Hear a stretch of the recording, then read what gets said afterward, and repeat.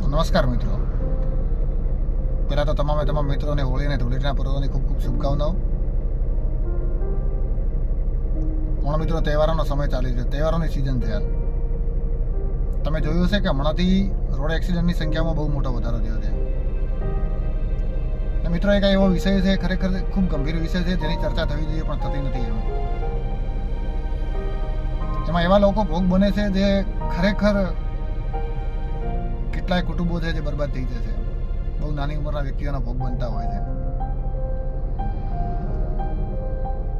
આ વિષય ખરેખર ખૂબ ગંભીર છે. લોકો ગંભીરતાથી લેતા નથી, પણ બહુ મોટો વિષય અને ગંભીર વિષય છે.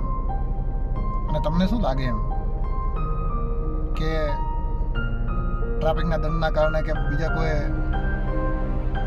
કોઈ વિષયથી આ રોકાઈ શકે છે? એમ ના, બિલકુલ નહીં. આ રોકાઈ શકે તો માત્ર ને માત્ર આપણી અવેરનેસ ને આપણી ટ્રાફિકના નિયમોની જાગૃતતા હશે ને તો જ આ રોકી શકાશે. અને ખરેખર ગંભીર વિષય છે ને, એના ઉપર ચર્ચા થવી જોઈએ. બરાબર મિત્રો, આપણે એવા કેટલાય કિસ્સા જોયા છે ખરેખર કે ભૂલ આપણી હોય કે સામેવાળા વ્યક્તિની હોય એક્સિડન્ટમાં,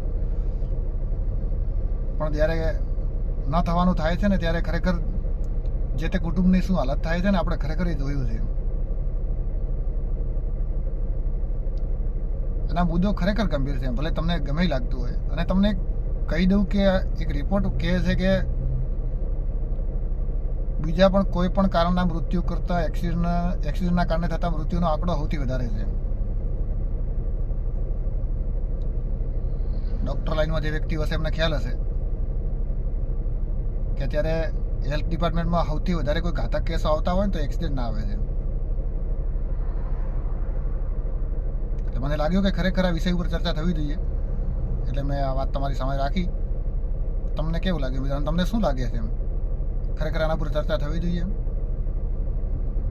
તમને લાગે કે આના પર ચર્ચા થવી જોઈએ તો આ વિડીયોને આગળ મોકલજો, બરાબર ને? અને મિત્રો, સાચવજો. અને તમે તમારા ઘર માટે એક અગત્યના વ્યક્તિ છો, બરાબર? એટલે તમે એવું ના વિચારતા એમ કે આપણે આ તે પેલું. દરેક વ્યક્તિ પોતાના ઘર માટે કે અગત્યનો અને એના ઘર માટે ખરેખર એના ઘર માટે બહુ અગત્યનો વ્યક્તિ છે, મહત્વકાંક્ષી વ્યક્તિ છે. એટલે મને લાગ્યું કે આ મુદ્દે ચર્ચા થવી જોઈએ. Thank you.